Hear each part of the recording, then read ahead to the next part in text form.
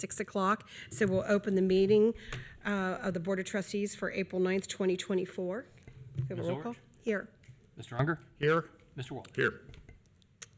Do we need an executive session? Yes, I would recommend that we go into executive session in accordance with Ohio Revised Code, Section 121.22G3, to discuss pending or imminent litigation. Okay, we'll be. I motion that we would go into executive session to discuss pending or imminent litigation as described by Administrator Weckbach. I second. I won't even second. Okay. Ms. Orch? Yes. Mr. Unger? Yes. Mr. Waller? Okay, we'll see you back at 7. Yes. And we will be inviting Mark Rensky into the session with us. Okay, great. Thank you. Okay, it's 7:02. Going to start the regular meeting of the Board of Trustees for April 9th, 2024. Roll call. Ms. Orch? Here. Mr. Unger? Here. Mr. Waller? Here. Okay, can we all stand? Anything to report from executive Oh, session? sorry, thank you. Nothing to report. Okay. I pledge allegiance to the flag of the United States of America and to the republic for which it stands, one nation, under God, Indivisible, with liberty and justice for all. And just for the moment of meditation, just say a little prayer for all the people that were affected by the tornado and all this flooding we have around us from the last wonderful spring rains we had. Thank you. Okay. We have approval of minutes? Madam President, I have a motion before we start with approval of minutes. I'd like the motion that we take number 12, old business, which is the motion to issue the noise resolution permit to Quaker Steak and Lube, and move that actually, there isn't a number 7, to make it a number 7 to go after presentations and before citizens address. Yes, 7 is. Oh, public 7, hearings. okay, it's just not So it would paginated. be 7B, 7C. 7C, yes. 7C, But you don't have a second yet, and I don't know if we can discuss it, but what if there are citizens that want to talk about that? then they could then discuss it. They're still welcome to bring it up during citizens' address. I think probably a lot of questions will probably be answered once we deal with the noise permit as it stands.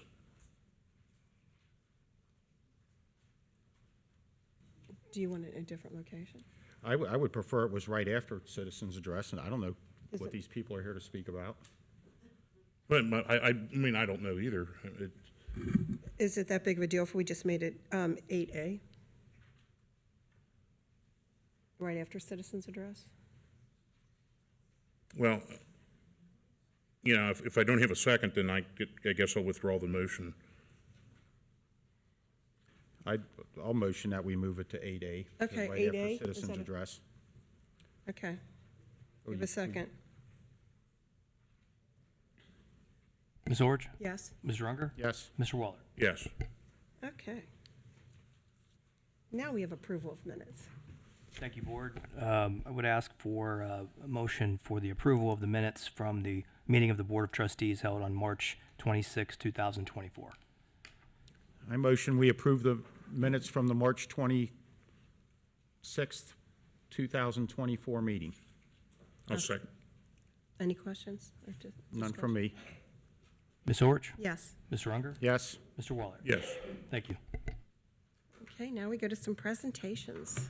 Thank you, Board. The first presentation tonight is actually a proclamation for side-by-side. I will hand that over. Read it into the record.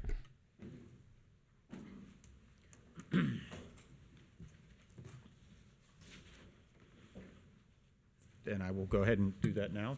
Kathy, is that Yeah, right? go for it. Proclamation for side-by-side block ministries for their service and dedication to Colerain Township, Ohio. Whereas side-by-side block ministries, since their inception in 2019, has brought a multitude of services to our greater Colerain Township families and community. And whereas side-by-side block ministries has provided 20,000 hours of volunteer effort on projects, has given 250,000 books to children and youth, as well as over $1 million worth of coordinated distribution of food, personal hygiene, and household items to local families through strategic partnerships. And whereas Side by Side Block Ministries loves to serve youth through wraparound services, including tutoring and mentoring at Taylor Elementary, providing safe spaces for teens to meet at the hub, and the new diversion program offering local youth alternatives to sentencing with the Hamilton County Juvenile Justice Center. And whereas Side by Side Block Ministries has brought hope and encouragement to our neighbors and community in a myriad of ways. Be it resolved that in recognition of Side by Side Block Ministries, the Colerain Township Board of Trustees hereby proclaim Tuesday, April 9th, 2024, as a special day of recognition for Side by Side Block Ministries to acknowledge their contributions and dedication to the residents of Colerain Township. A motion to approve the proclamation recognizing Side by Side is read by Mr. Unger. And I will second it. Ms. Orich? Yes. Mr. Unger? Yes. Mr. Waller?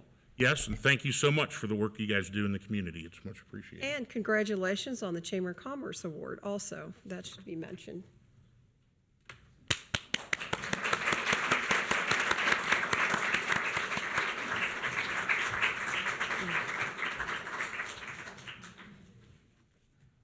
There you go, Kathy. We want to thank you all for this honor. We were very surprised, to say the least. And I just want to acknowledge that this is really about people in our community. And this is a movement of volunteers. And I have a cast of characters behind me. And so I'm going to ask them to come up. And they have either been tutors or little free library stewards or helped with books. Come on, guys. These are the people that are making it happen.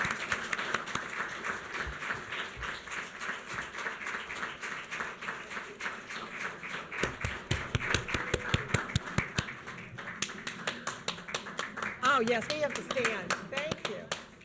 What a wonderful list of accomplishments, achievements for our township. Thank you, thank you. Thank you so much to all of you for all that you do and making Colerain a better place. And Gail, how would anybody else get involved in your program? They just need to reach out to us and say, hey, how can we get involved? We have events. We have one-time kinds of ways you can serve. We have ongoing ways you can serve. And there'll be more coming. And I will tell you, on June 15th, we have a couple things going on in the community, both at Colerain High School and at Clippard Park, where we're going to have the mornings full of volunteers working on fixing those areas up. Oh, great. You know, I've known you for a very long time, a real long time, and you've done quite a bit in this community. I know you from back in the school board days and way back when, and you've always been involved. You've always stepped forward to lead, and I really appreciate that. It's I'm getting older. You're not, but I am. So Well, we definitely give the glory to God. it has been a pretty long time, hasn't it? It has. It has. Probably going back to the early 90s. Yeah. So, well, thank you so much. Thank you. Thank you. Thanks so much for everything. You want?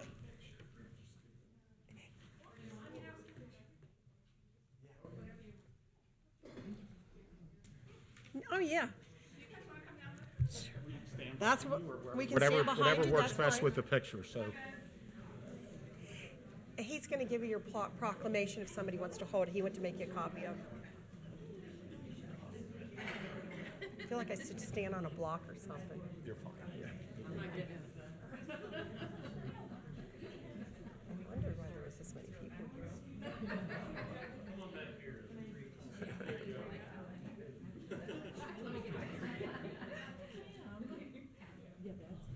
All right, everybody, on three, 1, 2, and 3. Our librarian's here every week. Oh, he's awesome. He's one awesome human being. I love what he does.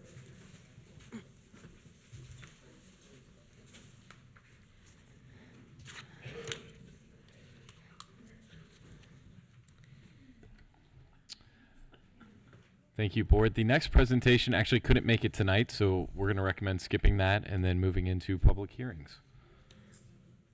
The first public hearing tonight is a public hearing for the Community Development Block Grant Program. This is the second of the two required by the county. And so with that, I would recommend a motion to open the public hearing. From a staff perspective, based on feedback from the last meeting, staff is also going to consider having a request to cover the cost of speed cushions at Sovereign as another item to include in this funding. Mr. Weckbeck, not to be that guy, but first I'd like to motion to table the proclamation recognizing TNC Sure, that's fine. operations. I'll second it. Ms. Orich? Yes. Mr. Unger? Yes. Mr. Waller? Yes. I motion that we open a public hearing for the Community Development Block Grant public hearing. I'll second that. Ms. Orich? Yes. Mr. Unger? Yes. Mr. Waller? Yes. And if anyone wishes to speak at this public hearing, please stand up and raise your right hand.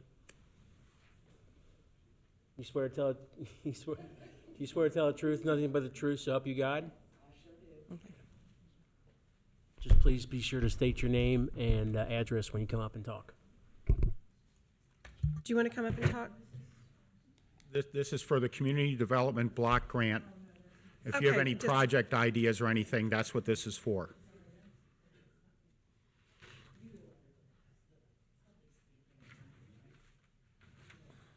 Okay, guys.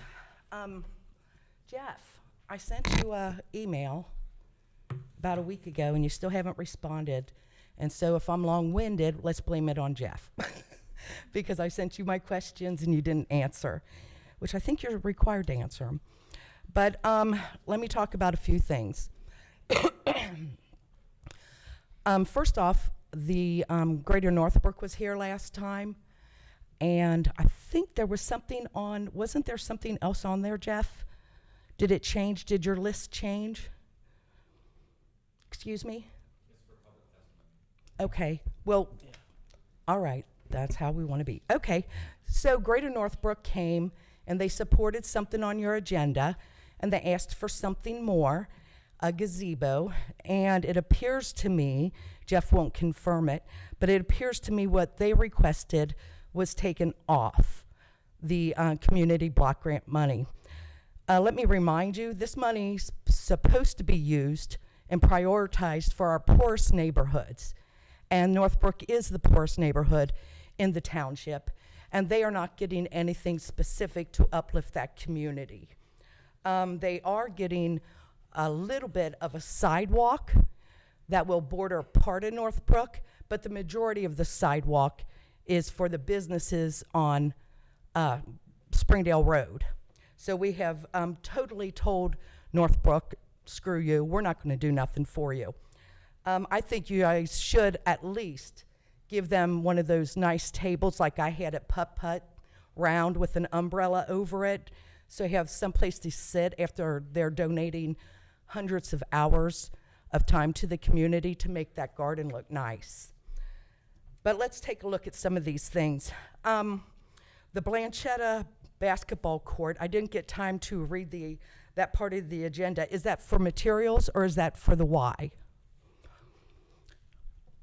See, I told you all. They were really rude. We're not rude, this is just for public testimony. This Okay, isn't a so give and take. the Blanchetta basketball courts, you have $60,000. I do remember your parks lady, your public works lady, saying at some meeting that that they had the funding completely covered, and now we're using the community block money. You also say you're spending $60,000 for a contract with the YMCA to do programming at that park. I love the idea of the basketball courts. I think that's brilliant. I think that's a good decision. But I don't know what the $60,000 is for. And if it's for the YMCA, we have never seen any plan on what they think they're going to do for $60,000 to program a basketball court. Breezy Way, the sidewalk there. I was talking to residents out front, and they don't really even feel that's necessary. that is not a high priority. So I don't know why we're spending 40 grand on a sidewalk that goes in between buildings that will lead these teenagers one road over as a pathway to go to other neighborhoods and harass and wreak havoc. The Groesbeck Park study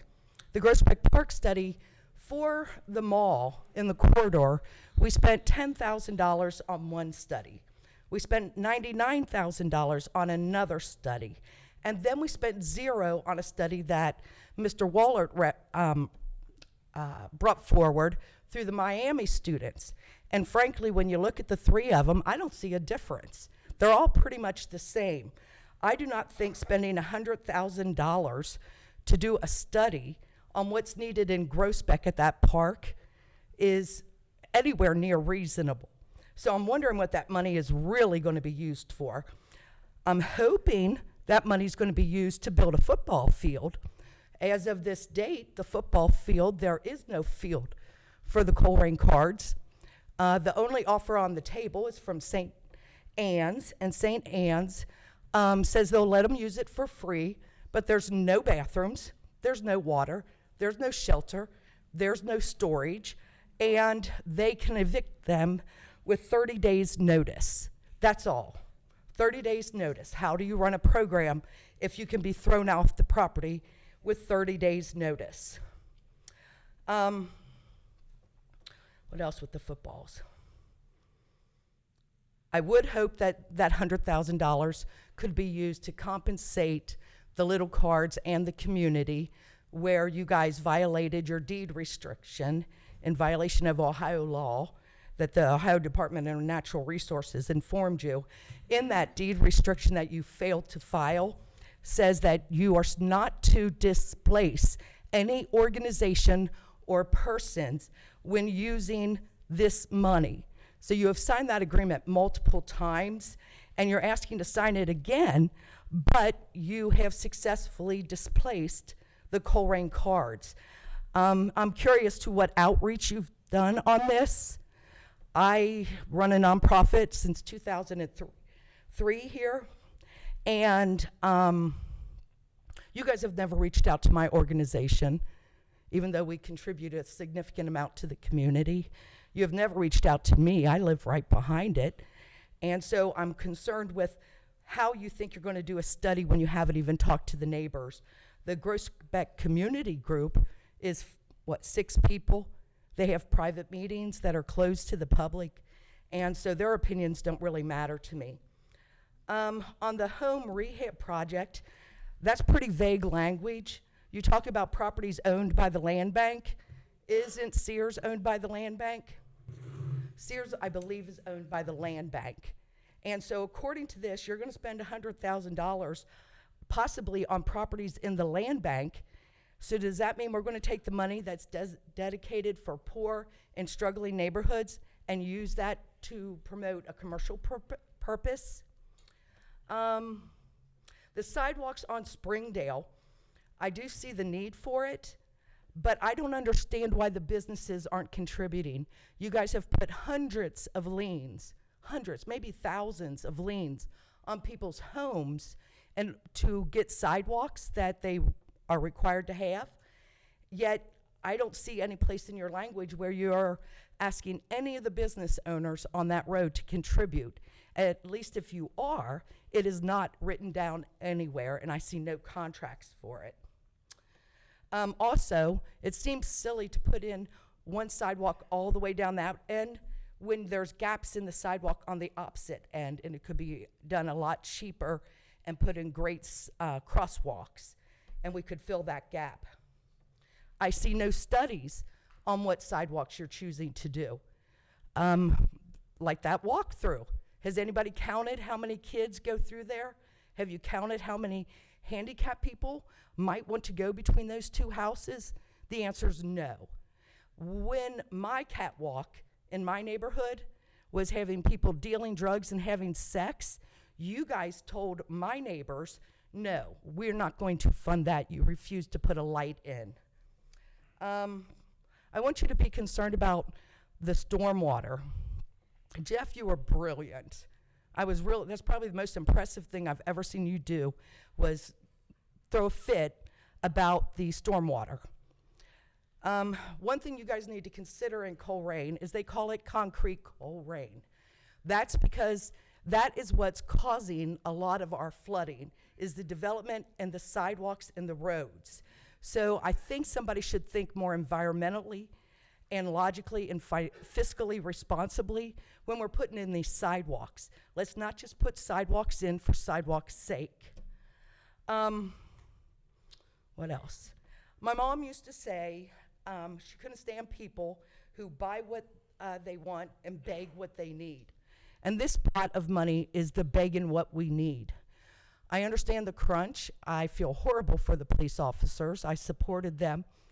But you were right, actually. I did research, and townships are allowed to annex themselves from the county water, sewer. What is it called? The stormwater. 3 townships up in northern Ohio sued their county, removed themselves, and now the 3 townships keep all the township money, and it's divided based on what residents pay in. So we are able to do that. So if you follow that suggestion up, I can help you with $500,000 a year about. Also, with our funding issue, since we're buying what we want and begging what we need, I would like to suggest that the township open another JED, and primarily in that JED, put the administration building and all other properties owned by the township, including the mall and including the River Road property. If we put it in the JED, we can make between $250,000 and $500,000 a year by making those a JED district. I talked to Cheviot, they'd love to do that with you. They have 7 JEDs with Green Township and 1 with us. I've been calling Dave Miller, wherever he is, for over a month to explain this to him, but you guys can put this building and all property owned by the township into a JED, and that property will continue to generate money in perpetuity. Not only that, it can be used as a negotiating block for people wanting to buy properties. Let's see what else in my notes. I'm sorry, I have pneumonia, and I'm having trouble breathing. The name of the township up north is Camden, and they're pretty knowledgeable. We talked about the displacement of a nonprofit, the football team, which was also illegal, and I'm sure the DNR will confirm that with you. And I hope you spend some of this money to get them a field. I do want to propose, I also asked Jeff in that email to give me information, because the statute requires the township to give residents and nonprofits technical assistance on how to present their own projects to you. He refused, in violation of the law. He has refused to give me that information. So what I'm going to pitch to you tonight is my idea. My idea is that we start a pilot project. I think each community in this township has very different needs. Some of them need criminal issues taken care of them. Some of them need beautification. It's a broad range. What I would propose is that you start a pilot project where you distribute money to respectful, hardworking organizations, maybe like Side by Side, and identify the needs in each community, give them $1 per resident, all right, and give it to a nonprofit in that area, like Greater Northbrook, and let them decide. Give them the budget and let them decide what the priorities are in their neighborhood. So I don't know what you do when somebody just proposes something. I could not get a response from the township. By the way, Miss Ulrich, you're not allowed to vote on the Quaker State. You're personally impacted by it, so you have to recuse yourself.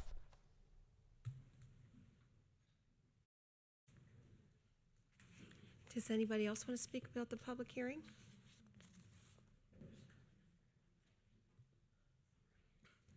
I'll motion to close the public hearing on the community development block grant. I'll second Matt's motion. Ms. Orich? Yes. Mr. Unger? Yes. Mr. Wall? Yes. Thank you, Board. The next public hearing is a public hearing related to zoning case ZCZ 24-1. This is a text amendment for group homes for children. At the conclusion of this public hearing, we will not be taking any action on the text amendment that is found in the packet tonight, and I will be recommending that you all continue the public hearing to the next meeting to allow for additional input as well. But with that said, I would recommend opening the public hearing. I'll motion to open up the public hearing on case ZCZ 241, zoning text amendment on Article 7 period 4, period 13, group homes for children. I'll second. Ms. Orich? Yes. Mr. Unger? Yes. Mr. Wall? Yes. So we, excuse me, we've discussed this a number of times. Excuse me, please. I already caught what Carrie has. So, group homes for children has been an issue for a number of months now. There has been an influx of these types of residential establishments for juvenile delinquents, and so they have created some issues that our zoning resolution did not take into account when it was originally written in 2006. And so as we have worked with our code enforcement team and our police department, the zoning department has brought forward some recommendations that would give us a little bit more flexibility in being able to regulate these homes within the powers that we've been given through the county and the state. It would also give us opportunity to glean more information from the applicants so that we can be involved in the issues that do come up and know who to contact with the agencies that they are registered with. And so there are just a few items that we're adding to the zoning resolution in Article 7 that relates to the group homes, and so that would be the purpose of bringing this forward to you. Is there anyone who would like to talk at the public hearing with respect to the zoning text amendment? Will you please raise your right hand? Stand up, raise your right hand. Do you swear to tell the truth, and nothing but the truth so help you God?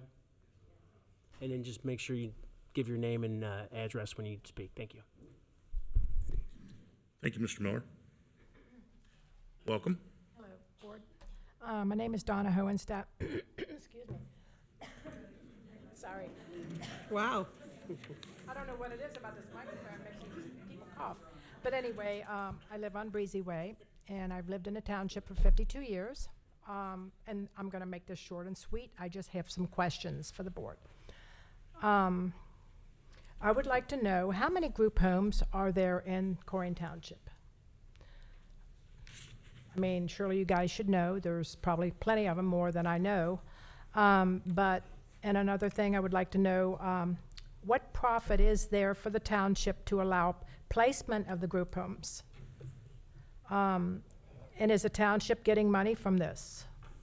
I'm sure Hamilton County is, but I don't know about Colerain Township. I'm just curious to know about that. And do any of you guys live next to a group home and can speak about the safety and security of your home?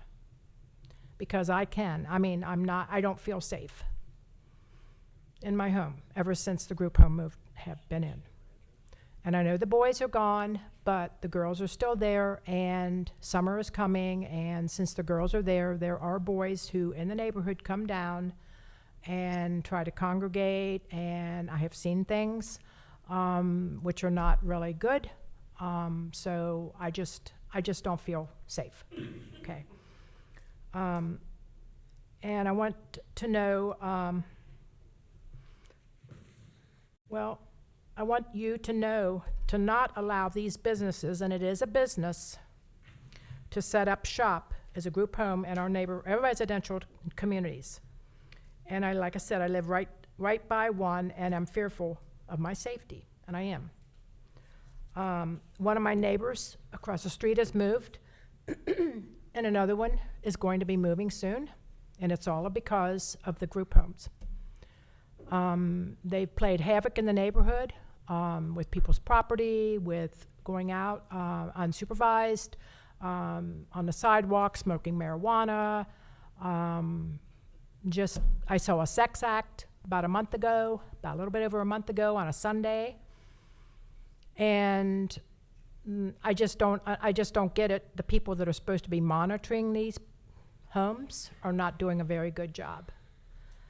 But anyway, like I said, 2 of my neighbors have moved, the one is gonna be moving, the one has already moved. And also, and I would like to know too, how come none of us got letters in about the group homes that were supposed to be as a business, so-called business? And we had no input on this. From the zoning department, nobody got a letter. I've asked my neighbors, nobody has got letters. And also, who from the township has checked and inspected the property of this home and to ensure that the house was fit for occupancy and as per township regulations? I was just kind of curious about that too. The house in question on Burnside is not being taken care of. I mean, the outside is not. They have a downspout that's just, it's supposed to be routed out. It was. It's going right down into the foundation. And to me, all that water is going into the foundation. What does that do to the girls if they're allergic to mold and mildew and everything? I mean, but anyway, that's it for me. And I would just like to get answers for that. So, Thank you. okay, thank you so much. Thank you.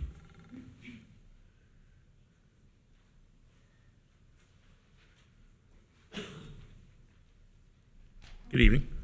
Hello again. My name's Annette Tenzing. I was here at the last meeting talking about the same problem. I am in favor of a zoning change, especially if it can get them out of neighborhoods, residential neighborhoods. I don't know a lot of the lingo that's in the conversation about the zoning changes, but I'm interested and I'm all for it. So I think it's a good start because they need to be removed from the residential neighborhoods. They have to be removed. By their own description, Legacy Residential Homes describes the residents as 12 to 21-year-old abused, neglected, and at-risk young men.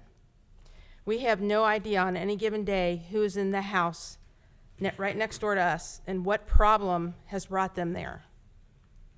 It's a revolving door of problems.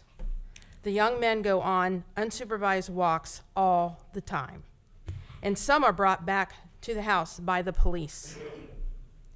I am not comfortable outside in my own yard as their behavior is very unpredictable. On March 12th this year, that was the turning point for us. The vandalism of our car and the stunning do-nothing behavior of the adults of the group home because they can't touch them opened our eyes of just how at risk we are living next door to this group home, or any group home for that matter. If you haven't seen the video of the damage to our car, you should. It's eye-opening. We attended the township meeting on March 26th. Since then, just this past week, the police were there 5 times in 4 days. 5 times. It's very unsettling to look out the door and see this. One of the visits required 4 police cars. 4. My concern, even with the new zoning, is with the existing homes who have group homes near them or next door to them. Will they fall through the cracks? Who's responsible for monitoring them for violations? Are the fines going to be imposed on nuisance homes? Surely the one next to us is a nuisance home. I mean, with so many police reports to this one home, how many times does it take to become a nuisance home, really? Who's responsible for imposing the fines, and who's responsible for the follow-through? I don't believe the state of Ohio is doing any of that. They seem to be just financing them. And for that, I say for the state of Ohio, out of sight, out of mind. I'm sure nobody up there has one of these homes next to them. As much as I do appreciate the zoning department and the zoning changes, I still say, don't forget about us, the ones who already have a home near them or next door to them. It's a problem. And I don't want to feel unsafe in my own home and in my own yard. Thank you. Thank you. Thank you.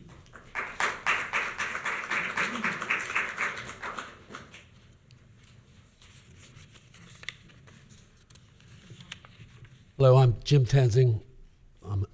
My wife, 10263 Hawkhurst. Evening. Thanks for allowing us to speak again on this subject tonight. Our neighborhood has been turned upside down since the group home has moved in next to us. As you know, one of their prize rehabilitation products up to that point bashed our car windshield 9 times with a stolen mailbox as his mentors watched. He only stopped when I came out screaming. And of course, we asked why the mentors didn't do anything, and they said they can't touch him. The mentors' training really helped them in that situation. Now we are really concerned about our safety. Just last Wednesday, while I was taking my trash out, one of their young men startled me walking in front of me. I kind of stopped, and he went by me, and, I'm not going to get in front of anybody or not, make a comment to any of them. 45 minutes later, he returned in a police cruiser. I'm glad I didn't say anything to him. We lived in our home for 42 years. We love our home, but now what do we do? We really hope any new group homes can be limited by the new zoning, but we're concerned about the established homes. I would say, how about if we could find a way to limit how many kids they're allowed to have in these homes? It's a 3-bedroom house, and they have 6 to 8 kids there. It just doesn't seem like zoning-wise that should be allowed. Don't be fooled about the titles and explanations that they're giving for these group homes. They are businesses put in the middle of the Colerain Township communities. Lastly, legacy residential homes, their own literature says these young men are abused or neglected and are at risk. I say the neighborhoods that these groups are moving into are now at risk. And the last thing I will say is this has now dominated our lives. Every time we hear something outside, we're curious if something else is happening. I'm concerned about anything that goes on, what we do when we go anywhere. So anything that you guys can do would be appreciated. Thank you. Thank you. Thank you.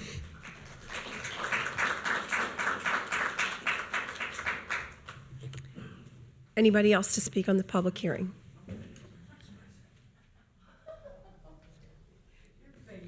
No, okay, I was just going to ask. Annette and Jim and Donna, did you want to come back up at citizens address? Okay, so I just, because you signed 2 of them also, I just wanted to double check. And if there's somebody else, I'd rather they get a chance before I run my mouth. I think they're good. The first thing is, I want to applaud you guys. I think you guys are really trying hard to find some answer for them, and you're being very creative about it. I talked to someone in the county because this concerned me also, and they claim that you guys haven't talked to them at all, that you're talking to state people, but they haven't had any meetings with them at all. I know the county's blaming it on the state, but the reality is that Hamilton County has custody of every one of these children, every single one of them. That the state might control the licensing, but it is the custody of the children is on your county commissioners. I highly recommend you all go to a county commissioner meeting and bring your stories to them so they understand how bad it is. Because it's not just bad for you, it's bad for these kids. These kids aren't being served either. So they're being abused, the kids are being abused, and the county has custody of these children. I also talked to the woman and said, is there any kind of committees? The county seems to be dumping a lot of their problems and focusing them on Colerain Township. I think we carry more than our fair share in this within the county, dealing with housing issues, violence, crime, abused children, all this. I think we are doing more than what anybody else is, and I think you guys should be asking the county for funding.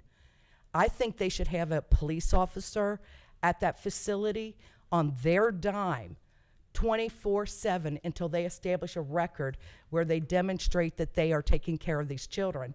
They are becoming the abusers when these kids get to the point that they're being arrested. I would make a report of abuse to the county for the people working there. It is abusive. Get the ball rolling on that. I know you won't answer me, but I do find it interesting they weren't given any legal notice about changes, but I guess it's because it's residential and no zoning change was required. But that's interesting. The parking language, I think, needs to be tightened up so that it says 2 parking spots. What the number of parking spots should specify private, not on the public in the public right of way. And you could tighten up the legal language on that. If we can put bigger hurdles for them, we can discourage them from coming to Colerain if they're allowed to park their employees' cars on our streets. Let's see. I was curious if you could give an update on what Ms. Abrams and Mr. Blessing have done. I know you guys have been in touch with them, and I was wondering if they did anything. They've introduced a few bills. I don't see anything they're doing to help us in Colerain on this important issue. I do agree with them completely that this is a business. It's not like the old days when Carrie's got 3 extra bedrooms and she brings in a couple kids and lets them stay there, and I get a little money for letting them stay there. That's residential. When it's a business and there's no adult who has custody of the child really and who is responsible and is a resident, I think that is a business, and I think that law needs to be changed, and I would hope Blessing and Abrams would get busy and do something because their complacency is hurting our families here. But again, I encourage you to reach out to the county because you are entitled to be paid for providing them this level of police service. I would ask to see their emergency mental health counselor who should be coming in there and intervening before these kids go berserk. They're going through hell. I really appreciate this woman telling you all most of them aren't juvenile delinquents. These are children who have been through it. They've been beaten, they've been starved, they've been sexually abused, and that creates even more problems.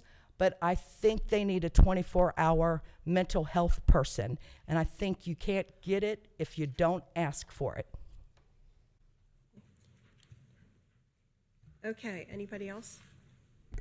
And as I recommended, I would recommend continuing the public hearing to our board meeting on April 23rd at 7 p.m. I'll motion to continue the public hearing until our next Board of Trustee meeting, April 23rd. Is that what you said, April 23rd at 7 p.m.? I'll second Matt's motion. Ms. Orich? Yes. Mr. Unger? Yes. Mr. Wall? Yes. So next is citizen address, and we don't have the projector, but Kathy, I didn't know if it would be helpful to go through our typical, or, No, I don't have a, left my phone, so. oh, yeah, I'll put it up here for everybody, but if you wanted to go through just typical procedures, since we've got some new folks in the audience. Okay, so our citizens address, we allow 5 minutes, and there will be a timer, and we would ask you to probably try to get everything in that timer. If you need a minute or so, we might be able to motion that. But we do not answer any questions here because you're asking very specific questions. We would like all of our administrators from those departments to give us the exact information so we can give it back to you at the next meeting, if that's okay. All right? So who wants to come up for citizen address first is Bob Peters. Please state your name and your address. Good evening. My name is Bob Peters, 3737 Stone Creek Boulevard. It's the resident, or the business address. My home address, 8516 Forfeit Run. So my name is Bob Peters. I'm the general manager of Quaker Steak and Lube here in Colerain. This is my hometown. My family has lived here in this community going back for the entire last century. Quaker Steak and Lube has been in this community for 15 years now, providing great food, drinks, and entertainment. We view our guests as part of our own family. Thanks. We've been hosting bike night on Thursdays since day one here in Colerain Township, as all of our other restaurants do in the respective neighborhoods. It's a weeknight event. The vast majority of the community love bike night and wish for it to continue. We will purposely end the music at 9:30 to attempt to accommodate the residential neighborhoods across I-275 and everywhere else within hearing distance. And we have repositioned the band to play directly at the building and the commercial park surrounding us. In the last board meeting, Mr. Waller, you said that you voted to table the vote until more information could be found. So I did the research for everyone involved. All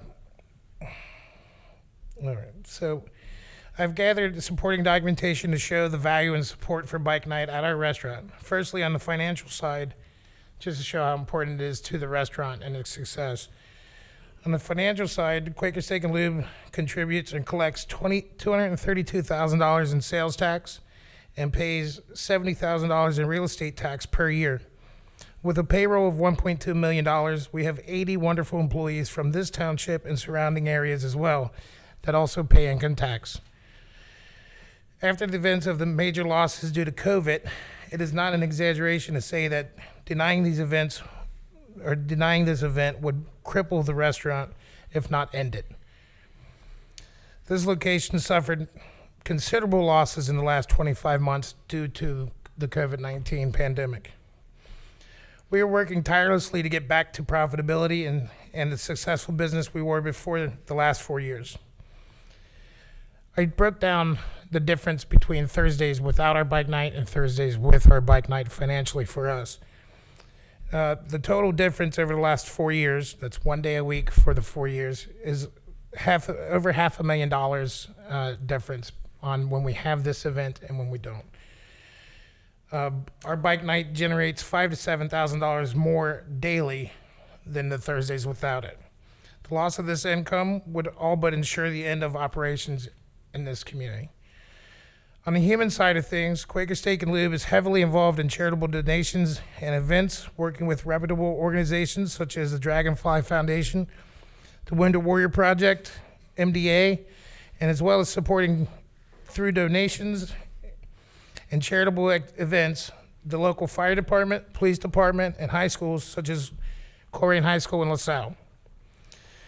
This folder that I have back here has a small sample size of all the charitable donations and fundraisers we've held through our bike nights. It totals over $2 million in charity work. Also, all of this wouldn't mean much without the community behind us. So in pursuit of the fun, family-friendly entertainment and events at our restaurant, we decided to start a petition to help voice the opinion of the residents for bike night.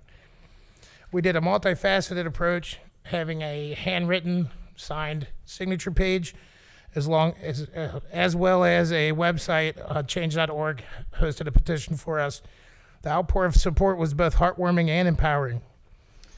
So far, the petitions online are 550 signatures and 230 on paper, totaling over 780 signatures. Online survey shows a area coverage map that shows that 70% of those signatures are in Colerain Township. So they are the people that live here and go out to eat here and want to have entertainment here. So to wrap it up, Colerain Township has always been pro-business and we have enjoyed 14 years of mutually beneficial operation, calling this place our home. After COVID, the catchphrase everyone talked about was returning to normal, and that's what we're attempting to do. Denying the noise permits would do unrepairable and unjust damage to our company and would directly stand in opposition to the vast majority of this wonderful community. We thank you for your time today and look forward to be continued positive relationship with this township. I would like to end by thanking everyone who showed support for our restaurant and signed the petition, and we hope to continue our Thursday night activities with them. Thank you. Thank you. Madam President, can I ask a point of clarification, make sure I understood correctly? You said you will end the music at 9:30, and you've repositioned the band, or you've done that in the past, or that's for the new one? We are willing to do that. Okay. To accommodate, to give some on our end to get some. All right, just want to make sure I understood that. Thank you so much. Thank you.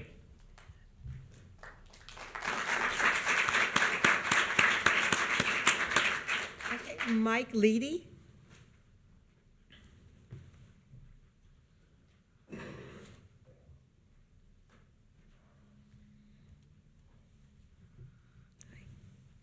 Good evening. Good evening. My name is Mike Leedy. I don't live in Colerain Township, but I come to Colerain Bike Nights every Thursday. I've been doing it ever since they opened. It's always been a very well-run establishment. They do a great job of keeping the revs down in the parking lot. They don't let anybody get too crazy with doing burnouts or anything like that. The bands, you know, they play every week, and it's a big draw for people. People from out of Colerain Township come there every Thursday, and without the noise permit or the permit that they're seeking, I think it would really be detrimental to Colerain. So that's all I have to say. Thank you, sir.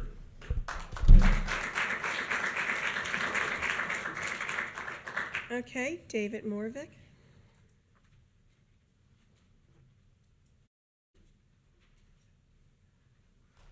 Good evening. Good evening, all. I don't generally come before the Board of Trustees, but I welcome the opportunity to talk to you guys at all opportunities. I wanted to restate our board. I'm Dave Morvac, president of the Chamber of Commerce here in Colerain. Our mission is strong business, stronger community. Colerain Chamber of Commerce seeks to advance economic, cultural, and civic well-being through connecting, celebrating, and supporting the community. The reason I come before you tonight is that I was here for the picture earlier for Gail and Dale and the side-by-side. They have done amazing work across the community, and one thing that didn't get recognized is that our Chamber of Commerce has put together what's called Colerain Hope. Hope stands for helping our people every day. We have over 40 nonprofit members of the Chamber of Commerce that band together to do good across this community. And I just wanted to share that because Gail and Dale, as well as a steering committee, including myself, including Jeff McElravy, and including other people like Lindsay Creasy of the school district, have come together as a group to make this community a better place to live, work, and play. And I just wanted to share that with you. A couple of other things. We've brought on a student intern from Butler Tech. He's going to be working with us specifically to create fun videos about the community and about the Chamber of Commerce and the work that we're doing. He was recognized at the state level, received fourth place accommodation in a recent competition, and we showed his video at the Chamber of Commerce Awards in February. We're bringing him on for the next year to help us tell a better story. To that end, we've partnered as a Chamber of Commerce along with Jeff's support and with the school district support to put together through Cincy Magazine, 24-page insert on Colerain Township. I had hoped to have a copy here tonight. They're at printer currently, but they'll be distributed not just in our community, but across the greater Cincinnati area with the Cincy Magazine. Very well supported from an advertising perspective. The articles have been amazing. Special thanks to Tracy and to Jeff and to Lindsay Creasy, who have been instrumental in developing the articles and the newsworthy effect that our community has a better narrative to tell. And I just wanted to share that. A couple of other quick things from a timing perspective. We have our third Thursday event this coming week, a week from Thursday, at the Germania Society. They're an amazing organization and do provide a great deal of service. That's on Thursday night. Our Hometown Hero event is going to be June 13th this year. That's also a Thursday, and we're going to be supporting veterans this year. Last year we supported 3 amazing women in our community. This year we're going to be focusing on veterans for that June 13th event. It's going to be sponsored as event sponsors, Embry Federal Credit Union and Everest Financial this year, so that'll be terrific. 2 last things. The 4th of July, we will continue to have our 3rd annual baseball game. The 3 of you are welcome to come out and throw the first pitch if you'd like to do that. That was a great time a couple years ago when you did that, but it will be at Fogelsong Field. This year it will be on the 4th of July at noon after the fun run through Pray, Hope, Believe. The last thing I want to share with you is that as the Chamber of Commerce, we represent about 250 businesses.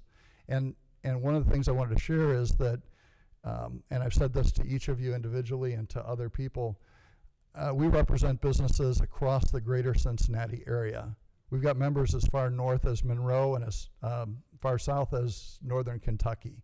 But those businesses have an interest in doing business across Colerain. If we don't support those businesses and their interest in doing business here in Colerain, I think we do ourselves a disservice. A number of people poke holes at the Chamber of Commerce and supporting businesses in our community. But if a plumber is across the borderline in Green Township or Springfield Township and you need work done, I recommend that you do so. So I wanted to share that with you guys tonight. Thank you so much. Thank you, sir. Oh, your 5 minutes were just up. Got it in. Okay, Carrie Davis. Yes.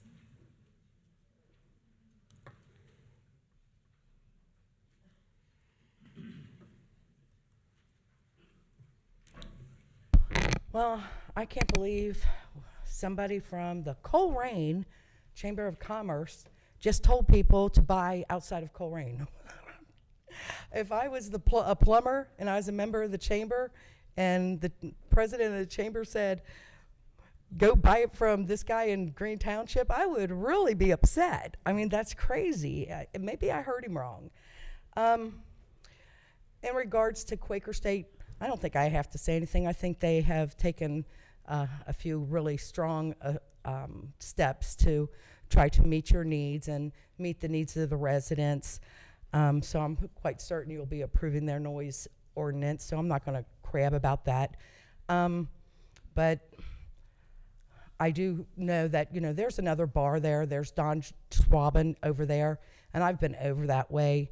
Those places make pretty good noise too, and St. John's makes some pretty good noise too, and I think we have to be a little careful. I think we should encourage the yacht club people to buy some pine trees because they do a really great job of blocking the sound, and maybe the township can make some purchase, give them a deal so they can get some pine trees and buffer it a little better and take responsibility for their own property. Colerain Hope is awesome. Okay, a few weeks ago, Kathy, you sat here and talked about having to put on your boots because you have to go out and clean your yard because the snow melted. And then the next meeting, you thanked staff for cleaning your yard.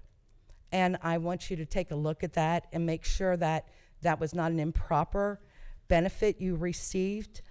I requested records about how often they go and clean by your house on Dry Ridge. And I want them to come and clean on my street too, but they don't come to my house. So are you exercising improper powers when you are able to get them come clean your street instead of cleaning someplace on Colerain Avenue? So I just caution you to be careful when taking benefits because of your office. And you might want to give them a donation to reimburse them for their time. The Colerain community group ended up having some community building event at the Eclipse yesterday. My understanding, I was there, I saw it, it was wonderful.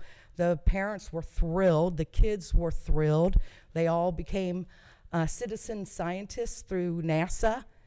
And I think there was a couple hundred people there. So I would say, other than the 4th of July, it might be one of the biggest events we've had. They were just spread out all over the place, and nobody was crowded. It was just really wonderful. I do recommend you guys put up warning signs about the river and some gateway, because kids are running down that ramp before mom sees it coming up the hill slow. She doesn't realize what they're running to. And so you might want to do something to protect the kids, because that's very, very dangerous. No signage whatsoever telling them, you fall in, you're dead. That Colerain group is also doing their first hiring event. It's a youth recruitment event to try to give especially disadvantaged children, but you don't have to be, jobs this summer. I would hope the Chamber of Commerce would promote this with their businesses. Their goal is to get 50 kids from Colerain a job. They will have a recruitment event at the Redefined Dance Studios in Northbrook, where our greatest needs are, May 18th. And you can't get them jobs if the businesses here don't agree to hire them. The county pays for it entirely. No paperwork, none. A lot of jurisdictions, North College Hill signs up, and they have those kids come in and work for free, saving taxpayers money, cleaning up the parks, doing some landscaping. They get paid $13 an hour directly from the county, and I would really hope the township is a part of that program, and that the chamber is a part of the program and offers these kids who, if we don't take care of them now, teach them how to be in the functioning world of work and discipline and respectfulness, that it comes back to haunt us. So I hope we all invest in this. Thank you.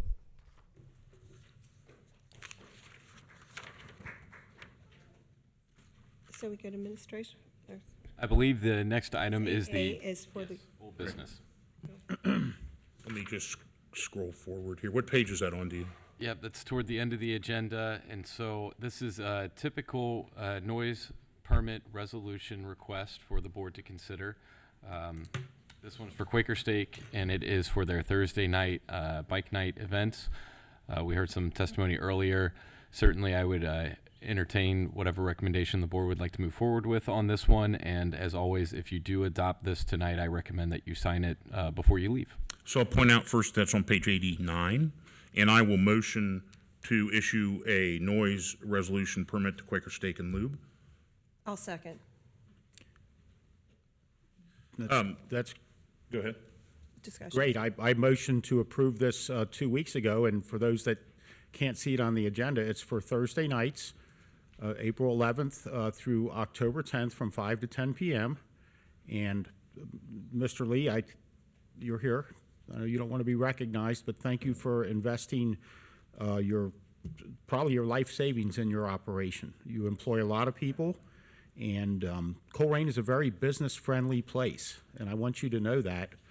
And I appreciate what you're doing. I've been in your restaurant a countless number of times. The chicken wings are great. The atmosphere is great. I've gone there to celebrate special occasions with my family. It's a wonderful place, and I would encourage anybody to patronize it. So thank you for the investment you've made in our community. Okay, so last week, last meeting, I did motion to table this because over the past several months, I did get a number of complaints about the noise, and I just wanted to try to get to the bottom of what was going on. I will point out something that Mr. Leedy pointed out. He talked about the responsibility with the engines and the motorcycles and the lack of burnouts. Not once in the complaints about noise did I get complaints about motorcycles. It was complaints about the bands. So that goes a long way to tell, I think, what kind of atmosphere that the restaurant promotes. And for me, I'm satisfied that we're repositioning the band. We're going to end music at 9:30, and I think Mr. Peters and whomever came up with that idea. I mean, that's what responsible businesses do. Is they fix it themselves, and I'm happy to approve this resolution. And I think this will go a long way to really bridging that gap with some of the neighbors that maybe haven't liked the noise in the past. And I encourage those neighbors, to grab the olive branch and go eat 1 or 2 times there at Quaker Steak. I think that's what a good, responsible corporate citizen does. And I thank you so much, whomever came up with the idea and how you did it. But I'm blown away that this is cooperative, and I'm so happy. And it goes a lot to the management and the way things are run at Quaker Steak too. So that's all I have to say. I agree with Matt. I thank you, because as part of our job, we have to take the complaints and consider other people. And being a weekday, people go to work, that was the complaints. But thank you so much for indulging all the complaints and working with us. I do appreciate it. I do have one other comment. At our last meeting, when I motioned to approve this, Chief Cordy came up and talked about the fact that we had gone over there with a sound monitoring device and could not find your operation in violation from the other side of the highway. It is located, for those that don't know, right at the corner of I-275 and Colerain Avenue, back in the Stone Creek Center. Marvelous place. You can see it from I-275, which generates quite a bit of its own sounds. I can hear it from my home, and I live off of Blue Rock Road. But I'd ask Matt, so this was, the way this is on the agenda is from 5 o'clock to 10 o'clock on Thursday nights. So are you motioning to amend that to 9:30? I think that we have, I don't know, I guess that's up to Mr. Weckback and Mr. Schulman. I take Quaker Steak at their word. I don't. Okay with 10 o'clock? I would recommend approving as is. Okay. I mean, they said they're going to end at 9:30. I believe they will. And so, Like I said, I believe that's what responsible corporate citizens do, is that they respond in a positive way to anything they can help to improve the community. And we've seen that with the examples of donations and philanthropy that Mr. Peters mentioned. Well, okay, so this is from 5 to 10 with your commitment that you might end it earlier. If it's raining Thursday night, it's probably going to end a lot earlier. And Yeah. I realize you're dealing with a lot of weather and a lot of other issues, but another point that your manager made is it's our businesses here that carry a lot of the weight of the tax burden. I think he mentioned $200 and some thousand in sales taxes you've collected, and it's those businesses are the engine that supports what we're doing up here. It pays for police officers, and the property taxes pay for police and fire services and all the other things we're able to do in this township. So once again, I thank you for coming back, and I supported this 2 weeks ago, and I wholeheartedly support it again. So thank you for coming out. I'd have signed your petition if I would have known about it. So thank you. I have no other comments. Ms. Orich? Yes. Mr. Unger? Yes. Mr. Wall? Yes. Thank you.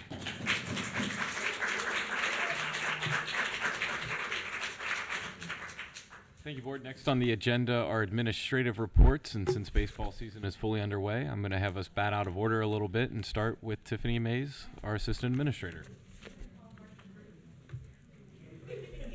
Did you want to take that noise permit with him? Okay. Okay, that's fine. Do- Do you need a copy of that to take with you? Okay. So, okay, Okay. thank you. Thank you for, Hey, again, thank you for the way that you guys handled this. I appreciate it. I really appreciate it.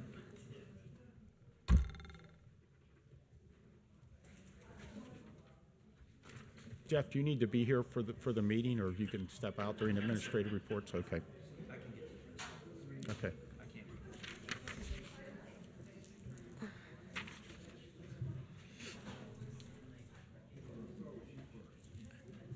I think you need to fill in that that date for the meeting. Hold on, take the screen one. Someday you say a prayer for you and yours will be a month. Oh, thank you. Oh, the one that just fell, huh? Really, thank you so much. Okay, thank you so much. Thank you, yep.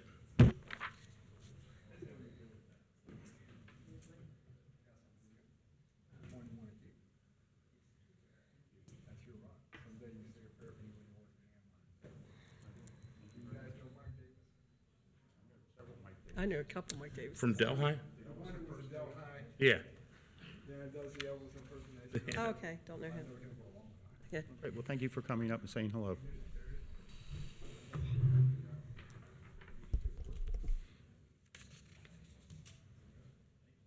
That's so cool.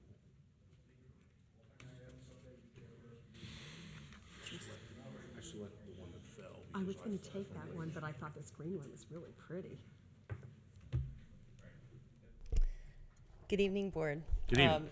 Our administrative reports for the Public Services Department. Vehicle counts for the parks include, for the month, are Clipper Park at 8,520, Heritage Park at 7,738, and finally Colerain Park at 7,623. As the weather gets warmer, of course, we're expecting that those numbers to go higher. And also, just as a reminder, these are vehicle counts, not actual people counts. So the number is expected to be a lot higher than that. Our little program, we picked up 164 bags of trash, 25 shopping carts, 6 tires, and 5 signs. I'm not sure what the signs were, but they were signs. And a couple of announcements. We have begun an initiative this year called Art in the Rotunda. If you noticed when you walked in, you may have seen some artwork that has been showcased on the walls of our vestibule. This artwork is being showcased with our community partners each quarter. Currently showcasing the art in the vestibule is from our members of the Senior Center. The next quarter will be the Nepali Language and Arts Center. And wrapping up 2024 will be the art classes of the Northwest Local School District. So we're really excited about that program. Some pieces of artwork are actually up for sale for purchase. So if you're interested and one of them catches your eye, check that information out. There's a little tag next to the artwork. Secondly, the Colerain Historical Society will be hosting an open house this Saturday here at 4200 Springdale Road from 10 a.m. to 2 p.m. To showcase their new museum. So we're really excited about that partnership and getting that off the ground. And finally, the road paving program begins work this week. The crews will be starting with curb work and will continue throughout the paving season. The following streets are affected: Trelawney Court, Spring Glen Court, Snowflake Lane, Saddle Ridge Drive, Snow Valley Court, Spalding Drive, Fulbourn Drive, Ravens Ridge Lane, and Wincanton Drive. So that's all I have for this evening. Thank you. Ms. Mays, I do have a question. Yes, sir. Or just to point out to the audience, the litter gatherers are paid for how? That is through our It's through our recycle fund. recycle fund. Yep. Recycle fund, and Yes. as more and more of us buy things online, I find that every single week, my green recycle thing is full. The more of that stuff that you sit out, the easier it is. I mean, that recycle fund is running low because we've been paying now for, 3.5 years or so. Litter gatherers, we get kind of a bonus from the county in the financial reward for what we recycle. So if you're getting those and putting them somewhere else, like I know some cities have a place for you to put them, don't. Fill yours up here first, and we can extend paying the litter gatherers through that recycle fund. And Yeah. about that recycle too, I am on my 8th orange bag of our hefty, you have no idea until you start using those orange bags, how much truly, it doesn't weigh a lot, but it's a lot of garbage. Oh, that's great to So hear. I loved it. I'm giving them, come in my house, I give you an orange bag.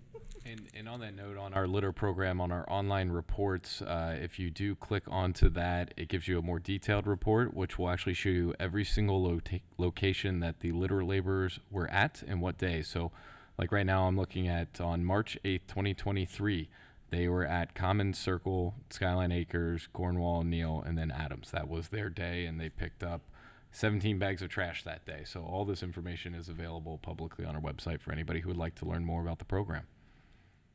Thank you. Thank you. Good work. Thank you, Board. Next up for administrative reports will be David Miller from the Development Department.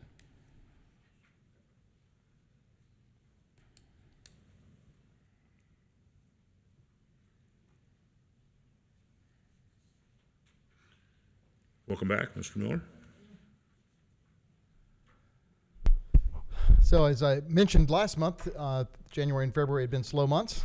And as I had said as well, that phone calls and applications had ramped up, and we went from 37 total for January and February to 62 permits of all types. We didn't have any BZA or zoning commission cases.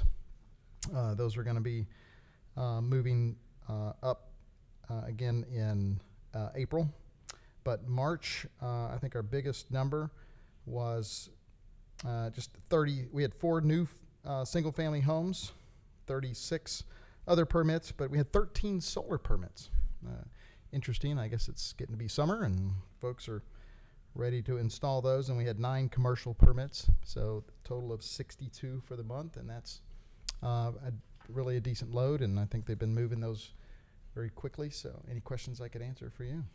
So I'll mention just one item. Last night at the Zoning Commission meeting, we had a preliminary plan development that was presented, and the Zoning Commission had made a recommendation to you for approval.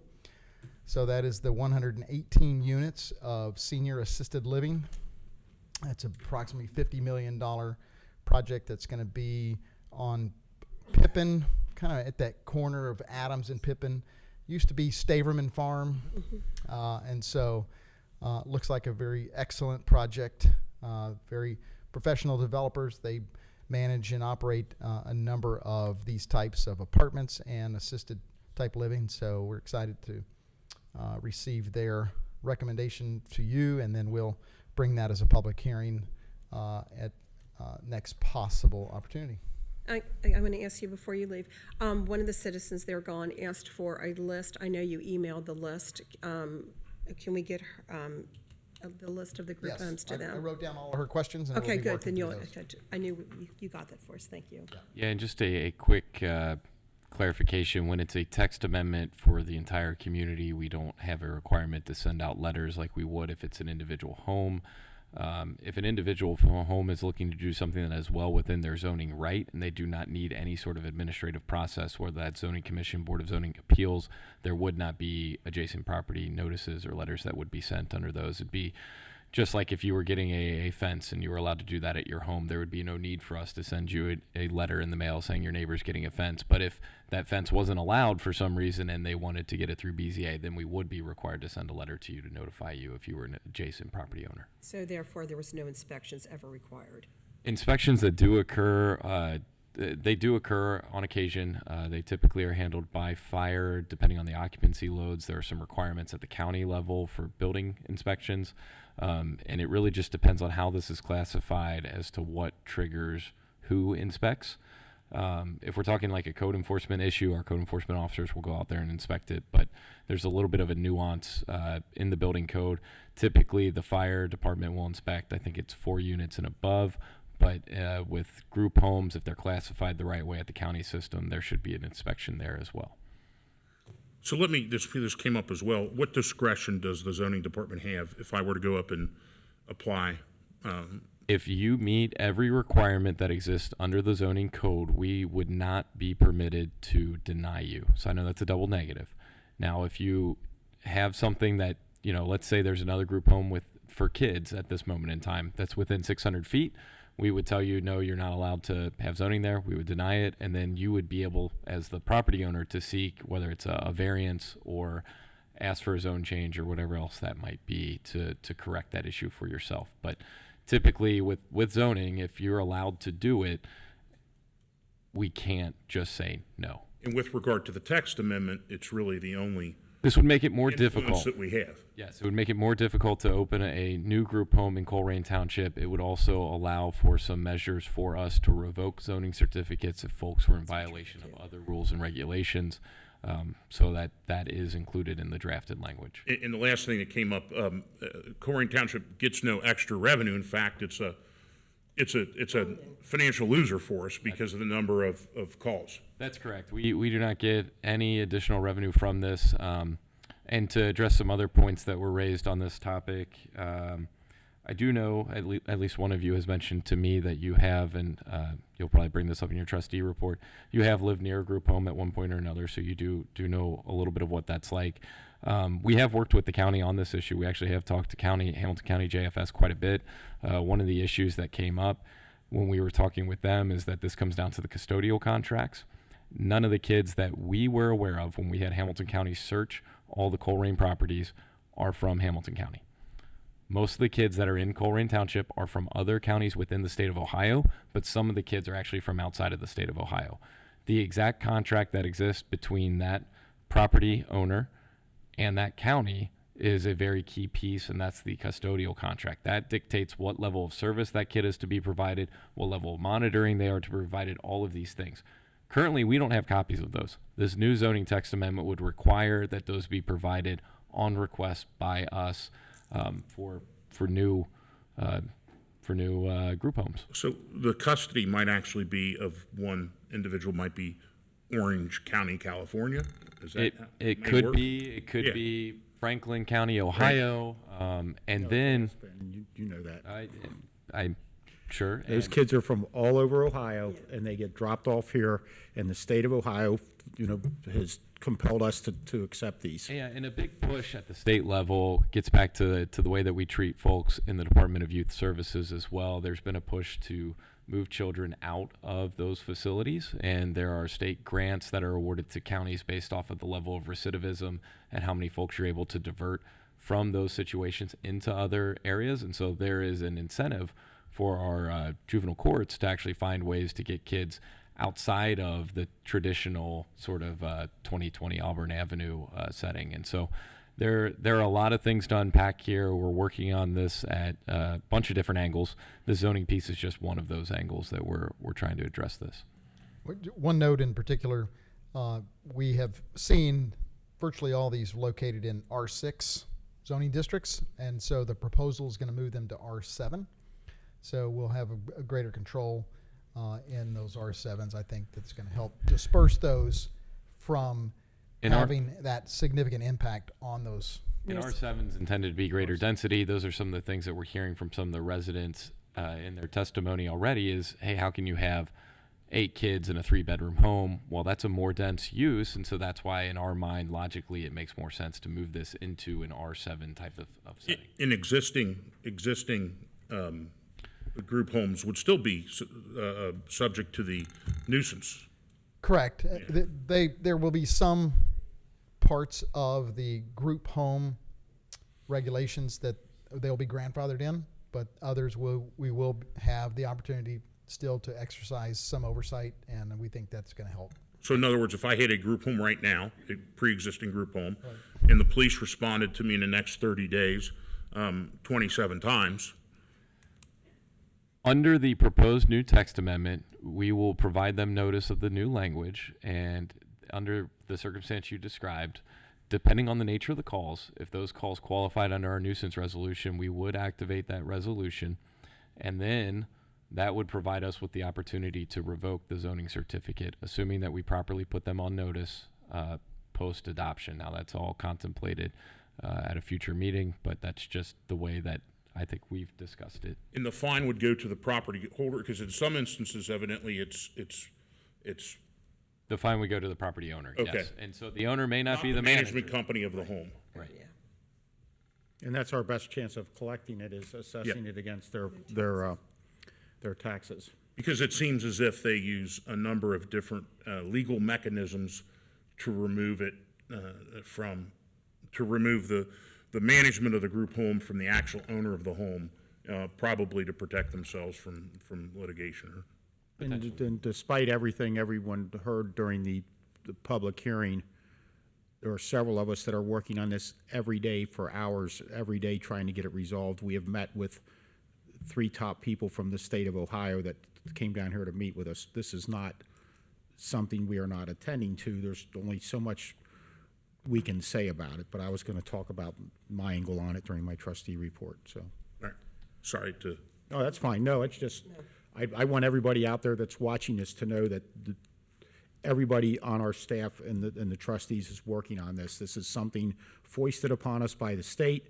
Some of these group homes, we never hear anything out of because they're well-run, and some of them are just an absolute nuisance of biblical proportion. And if we could take a vote right now and it would count, I would think that we would have a unanimous vote to not allow them and close them down. Right. But it would be meaningless because we don't have that power. And that said, there's one of the questions I'm going to answer is, there is one in my neighborhood right down on the next street, but it's not for that classification of persons. It's developmentally disabled folks. They are quiet. I don't believe the police have ever been there in the 10 or so years they've been there. Nice, well-run place. I love our fellow citizens and humans. They do need to be taken care of. These are just not set up to be in residential neighborhoods. So, did you have any questions for us? I do not. Okay, So our next meeting in April 23rd. no, April the 23rd, we will receive the recommendation for approval of that zoning commission meeting. And then the next meeting, May the 14th, we'll have our public hearing and vote on the text amendment. Thank you, sir, for everything. All right, next up, we'll have Chief Cordy from the Police Department.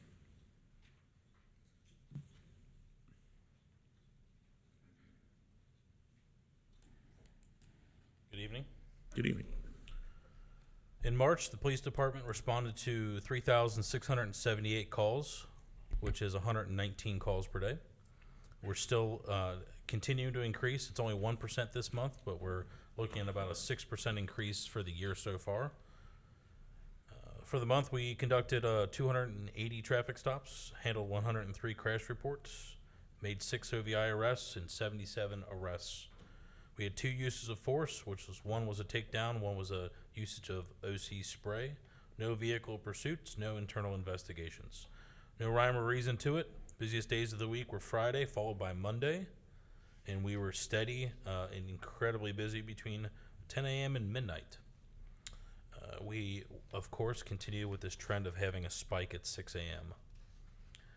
Code enforcement for the month of March, 339 violations, 323 inspections, 1 violation closed and 1 sent to housing court, 163 rental registrations, 22 property violations, 33 zoning violations, Henry and Bolt, 3 letter complaints, 19 abandoned vehicles, 22 parking complaints, 61 communications with the public. It was a little bit slower month, as you heard from the traffic stops. We had quite a few people in service, which we had a large training event this month, which directly impacted this. So talking about impact, let's talk about their stats. 20 traffic stops, signed 2 felony charges, 2 misdemeanor, closed 2 felony warrants and 2 misdemeanor. They still somehow seized 593 grams of marijuana and 11 grams of meth. We have, our current staffing we're down to 60 officers. We just received notice from one of our officers that he's going to be returning to the city of Hamilton. He made the notification to us and stated that while he loved working here, the potential, and our potential, he was not willing to chance the instability of our funding. Just a point of clarification for the Tenzings, there was a statement that was made. I know Jeff said this, but just to reiterate, not every person in a group home is in custody of Hamilton County. That's a partial truth. And what I mean by that is the kids through JFS are absolutely placed in these homes because of Hamilton County and have the custody of that. But quite a few of the other ones, including the one that's by you, majority of those kids that are in there are wards of different counties or out of state. So just to reiterate, that is not exactly completely true, but partially it is. So, any questions for me? Sure, Chief. Go ahead. Did you want to go first? No, go ahead. We've talked about the you just mentioned how many calls we're making every month, and the whole group home things has pointed out that we're making a lot of these calls in residential neighborhoods. And based on some of the comments from some of the folks that spoke tonight, I'm sure there's 4 or 5 addresses in this township. If you looked back over the years, and I know you don't know this answer, but is there a particular address that we have made more runs to than any other address? And what's the second and third behind that? And maybe if we figured out how to resolve those ones, it would free up some of our police officers. I've got some ideas of where that might be, but that's something we can talk about in the future. And of course, I always point out that the 3 of us can't talk to each other except during these meetings, but just for my own knowledge, I'm really curious, what's the one address in the township that we've made the most runs to? Typically, if we're talking overall, Yeah. it's going to be absolutely going to be either one of the 2 Walmarts or Kroger's. I mean, residential. If we're talking overall, it's going to be one of those. If we're talking residential, it's a give and take. It can easily be. We have quite a few different places that we've that Officer Bolt's working with that are nuisance that we're also entered in our rental registration that we're able to work with our landlords. Right. When we see those are going up. I didn't mean to But by trick you far with a the question. We can talk about it offline, By but far, the number one in the last 2 years is probably going to be 2850 Burnside. Outside, right. By far. that's So- good to know. Not what you want to hear. I mean, it's about 150 calls in 2 years. Yeah. So, Chief, I randomly sent you a text about a week ago as I was sitting in an assembly at Elder High School with a family whose son was a Moeller grad. It was a National Merit finalist, went on a full scholarship to University of South Carolina, and was out and had already done an internship in Singapore, and made the unwise decision one night, from everything they could tell, to use cocaine for the first time.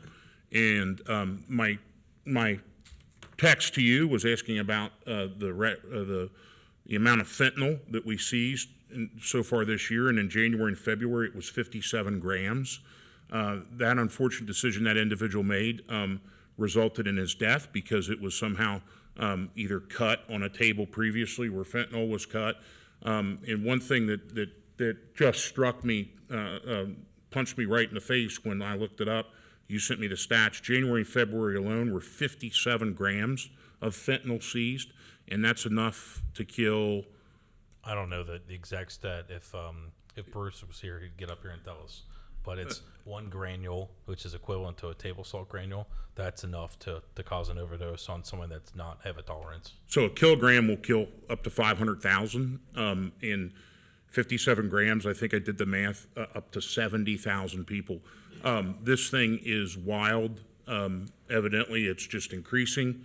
I thought it had slowed down, but evidently it's not. And nothing's safe. Recreational drugs are being laced with it.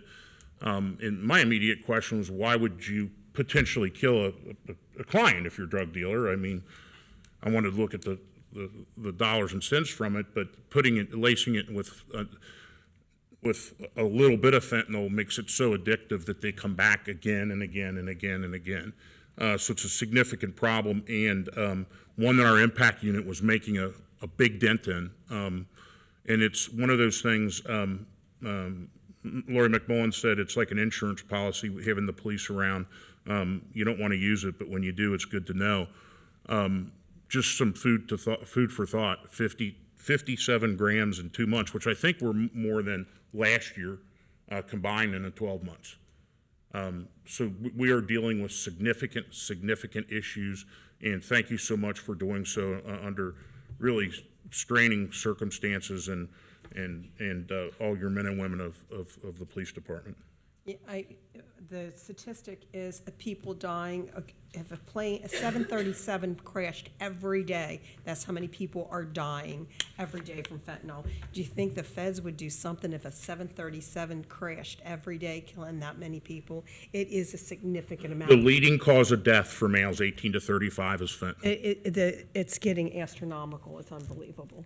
How did the traffic go yesterday with all the congestion? It was pretty crazy. Yeah, it was, Colerain was packed, Brim, I mean, it was amazing.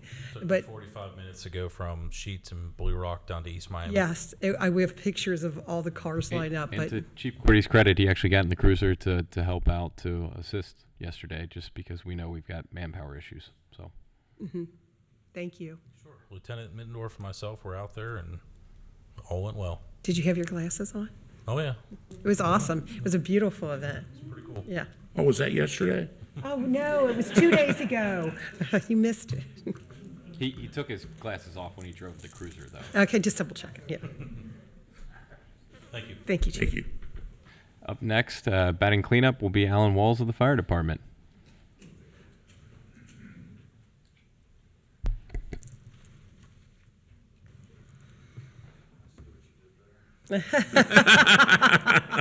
Welcome, Chief. By my height. Good evening. How's everybody doing? Good evening, Board. For my report for incident activity for March of 2024, we had 799 EMS incidents. We had 154 fire incidents, 31 responses into the Pleasant Run EMS contract area in Springfield Township. We had no responses into Gulfway and West College Hill.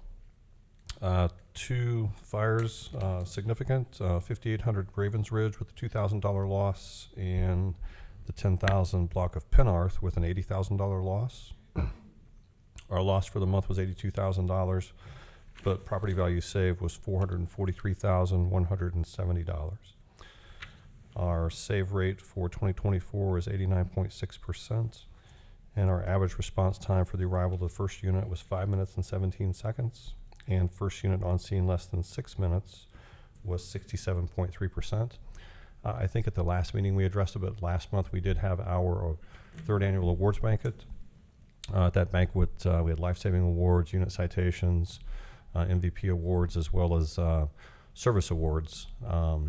We had one service award for 50 years, Roger Sauerwein, who now has 51 years of service to the township, as well as 4 years served honorably in the United States Marine Corps, where he was wounded in combat in Vietnam and awarded the Purple Heart. And that is my report for tonight, unless anybody has any questions. I have a comment. I was at Aldi shopping, and your guys were in there shopping, and I go out, and there is your crew unloading an older person's groceries into their car, and it warmed my heart that your commitment statement even goes beyond to just helping just people that don't even need help. They just decided to go help them. Yeah, I mean, absolutely. We have organizational values, and we don't just memorize them or say them. We try to espouse them. So, thank you. I'd like to also thank you for your leadership through this entire process of the new stations and every side issue that seems to come from it, and every it just seems like there's always something, and I don't know. I don't really contact you a lot about it because we have a stable hand at the wheel with it, and I appreciate that. Thank you. I appreciate that. Thank you, Chief. You're welcome. And thank you for the work you're doing on the group homes also. I realize a lot of your reports contain HIPAA information. Right. But have we been to these homes an inordinate number of times? Well, and absolutely we have, and you know, there's the challenge from a fire and EMS perspective. Oftentimes, because of the nature of the incident, we're staged down the road, waiting for the scene to be deemed safe by the PD. So we have a unit that's tied up, that's not available for another emergency in the township, and sometimes it can be 5 minutes, sometimes it can be 15 minutes.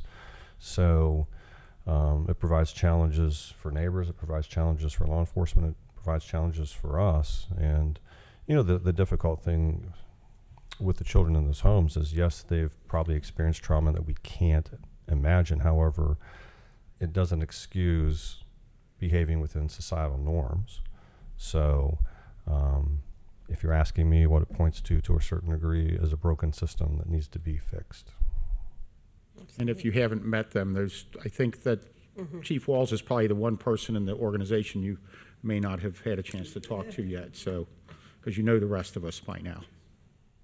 They're very nice people, Alan. I've been to their home. Anything else? Thank you. No, thank you, Chief. Thank you. Right, Board, and I have 2 items for my administrative report. The first, I'm just going to look to you all to see if we are okay with canceling the October 8th Board of Trustee meeting. I know we've got a conflict with one of the trustees, and if we're all okay with that, then we'll make sure we do the right notice on our end, and I will certainly monitor sort of what kind of activity we have to see if we need to reschedule that date. So it's not me that needs to reschedule it, but that is my 55th birthday. So. Oh, that's okay. what I'm doing. I'm celebrating your birthday. And it's not me that needs to reschedule it, but I would just ask that, I would just ask that if that ever, and I'm very proud of my attendance record, never been late or missed a meeting, but I think it's critical that all 3 of us are here because it's really hard to get input from only 2 of us to make decisions. So I would ask that if that ever comes upon me or Matt or Kathy, that the other 2 would understand and reschedule a meeting. So I'm fine with canceling it. Perfect. I said it out loud. 55. Oh, my God. Well, my son's turning 40.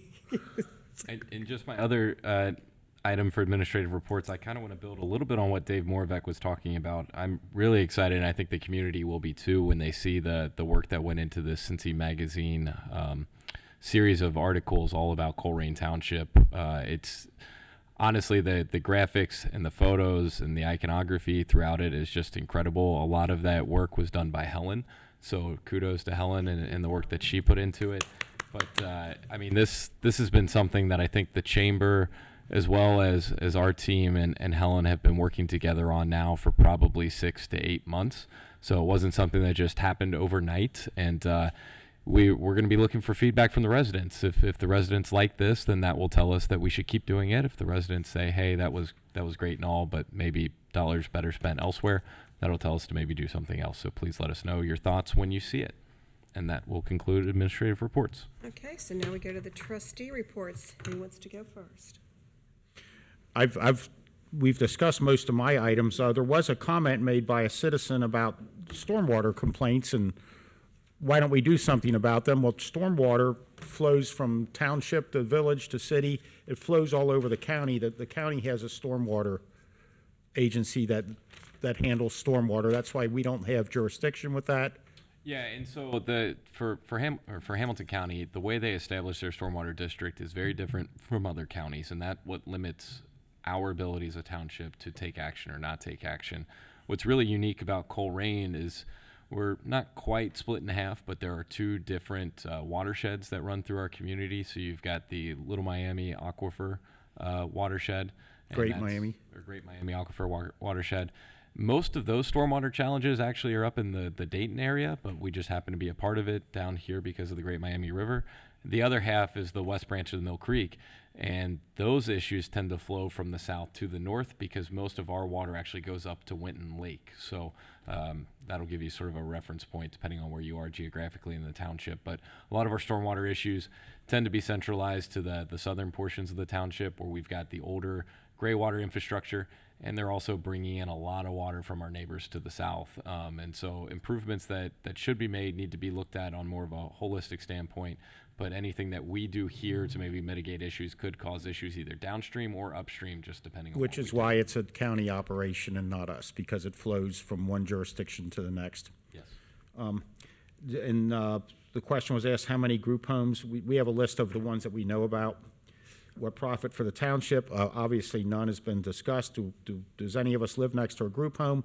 As I mentioned, there's a home right over on the next street from me. It's very quiet. I see vans come and go once in a while, but that's it. In my opinion, these are businesses, and they obviously are not functioning well in a residential neighborhood. The state allows them to set up in residential neighborhoods, and we are working on that.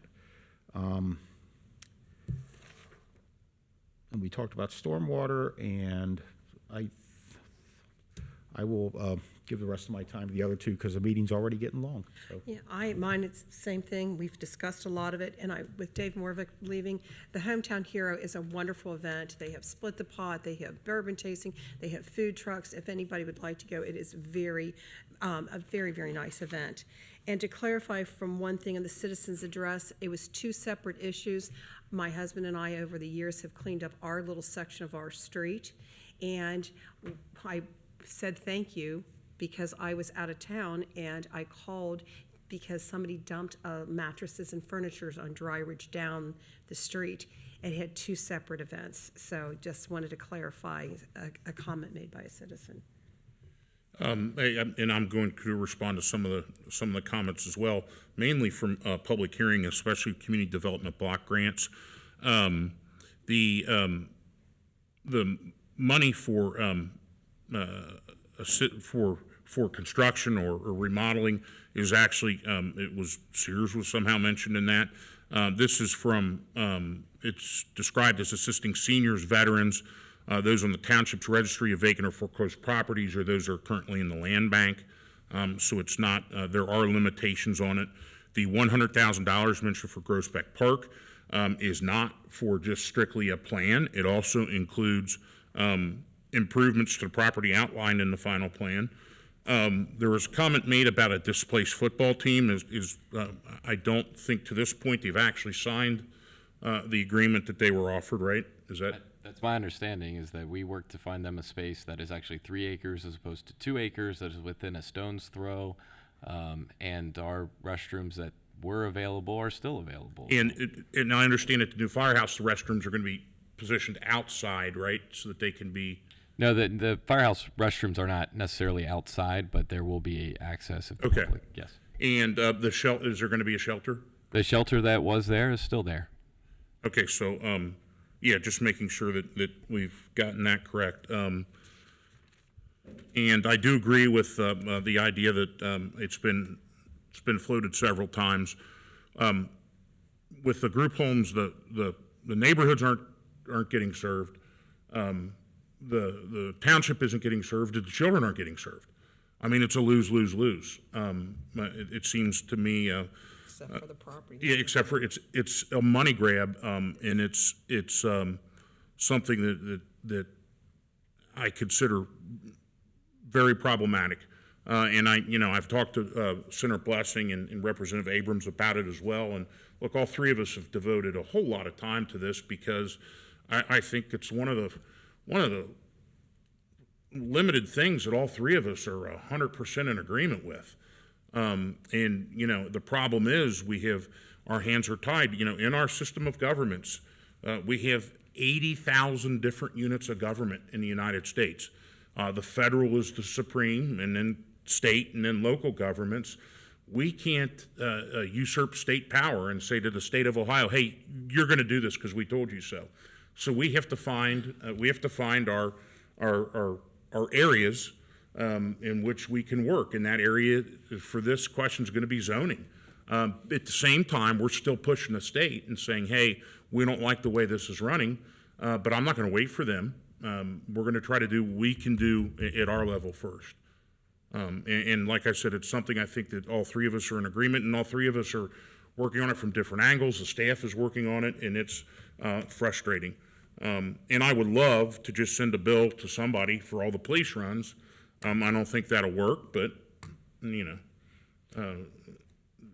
Well, Matt, I just like your point about the main person who's not getting served are the actual clients of these homes. They're not getting, it doesn't appear from the number of police runs that they're getting rehabilitated. Everybody in this room is paying for it through their state taxes. The nice folks from Quaker State, their tax money goes to this too, from Quaker State. Everybody's paying for this, and these kids in these homes are not getting the services that they need because everything I've seen is a lack of supervision at these homes. And I don't know what the training level is. I'm sure we can find that out, but Matt, that's the point that really stuck out that you just made. The kids are not getting the services that they need. And I don't think they have. I honestly think that the people running it, or not the owners, but the people on site, hands are tied because they don't know. They don't have the training to respond to this. I've been a teacher for almost 30 years, and I wouldn't know how to respond to some of the police reports I've read. And I have experience dealing with children. It's just, it's a difficult situation, but we're gonna, I tell people all the time, we're just gonna grind away at it. we're going to keep pushing, keep pushing, keep pushing. And the one thing that I think all three of us from different perspectives don't do, and I know the staff doesn't do, is we don't give up on it. We will figure it out. And we will hit it from multiple points of view till we get this thing under control. Well, he said the state says they're not allowed to touch them. So how are you supposed to stop delinquent behavior when you can't touch a child? So it's just, the dichotomy is awful. Yeah, and I don't know that, I'm not there and I don't know, but if a resident is going to hurt themselves, I can't see the state forbidding you from touching them if they're. You saw the No, I know what they say. Yeah. Somebody should have grabbed that kid. No. Right. Yeah, I mean, I think that there's some selective interpretation by the people that are running it there. I don't think they wanted to get involved because, I saw the kid and he's a pretty big, 14 or 15-year-old. Was that a bark? I think somebody's on their phone. Okay, it's my time limit, so I'll just end it there. All right, board, first up in new business tonight is Chief Cordy from the Police Department.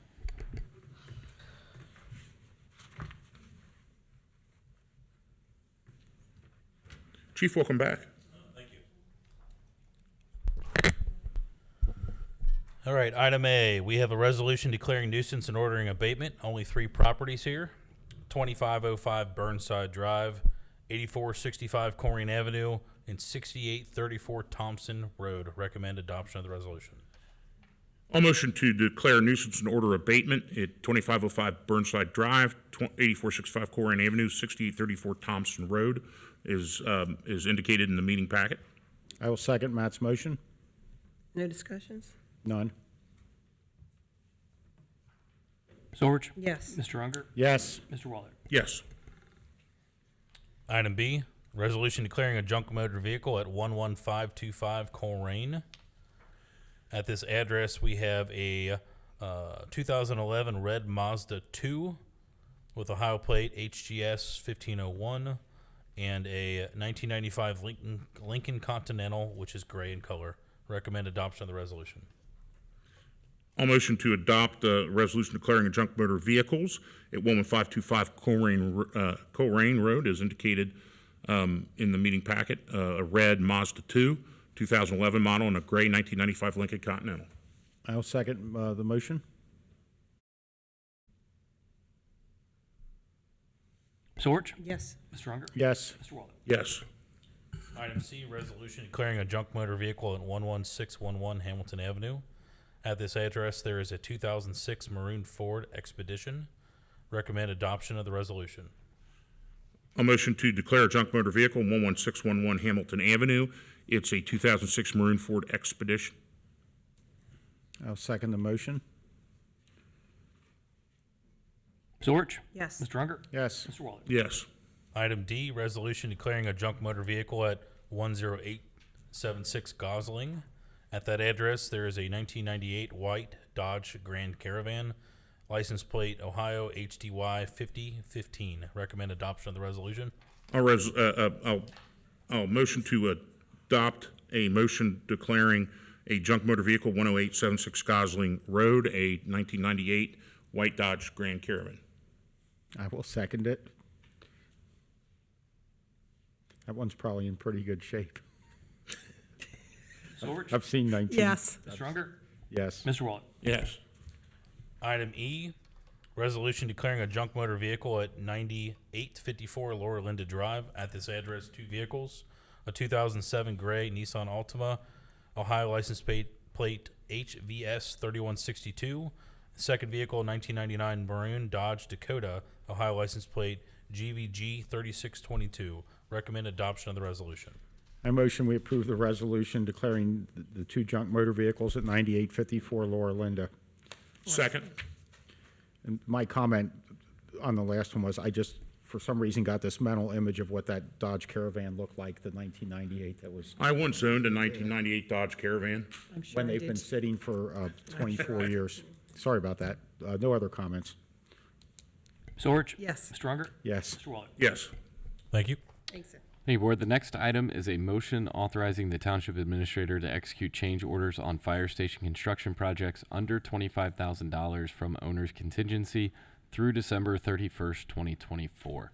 So just for some context here, as these projects start to ramp up, there's likely going to be some odds and ends pieces that are going to be very time sensitive. So providing this flexibility will allow me to make sure that the project moves forward. We don't see any additional costs incurred because of delayed or delays as they move forward. As a commitment, anything that I would sign that would be under this $25,000 figure would then be brought forward for consideration on the consent agenda at the next upcoming Board of Trustees meeting. This is just to allow us to move things forward as small, minor things pop up. And I will, to get it to the floor, I will go ahead and motion to authorize the township administrator to execute change orders on the fire station construction projects that are under $25,000 from the owner's contingency through December 31st, 2024. Second. And I appreciate you putting that end date in it. And there is a contingency fund for these projects. This does not raise the ultimate cost of the project. Because part of that built-in budgetary cost was a contingency for items that cannot be reasonably foreseen. And so this does not raise the cost of the projects. And then these all go through a matrix of people before they would ever get to you, including our construction manager, who's got, as we've discussed, has a lot of experience, and he would know what he was looking at before it ever made it to you. Yes, and just for full transparency, I'm aware of one change order that's pending. It's only a couple $100s, but I figured we would have this conversation, and then based off of that, then we'd be able to see how this works in action for the next board meeting if it's approved.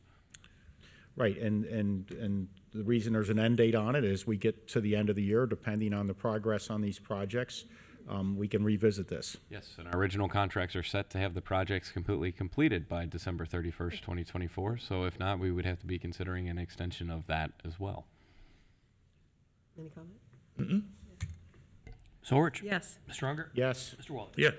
Thank you, Board. The next item will be presented by Assistant Administrator Mays.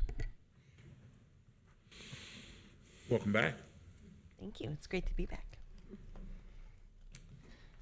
Okay, Board, for the next item, is under Public Services, a resolution for disposal by sale of equipment and vehicles which are obsolete, unfit, or unneeded for public use. This information can be found on page 44 of your packet.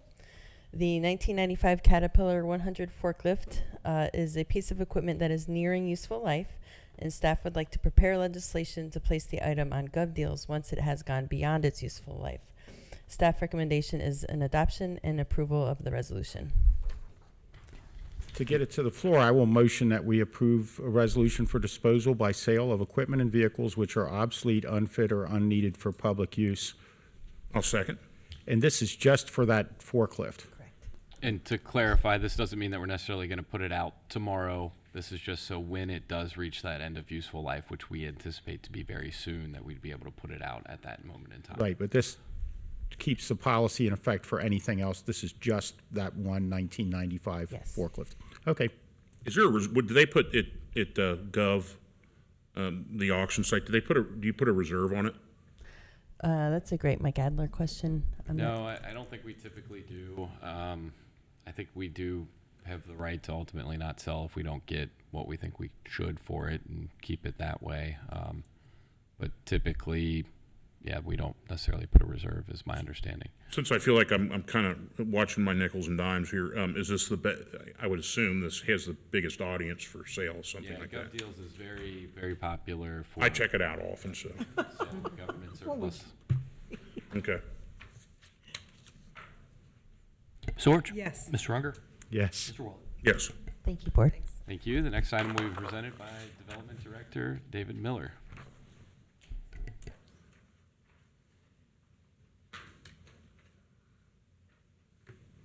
Mr. Miller, you're getting your steps in. I am.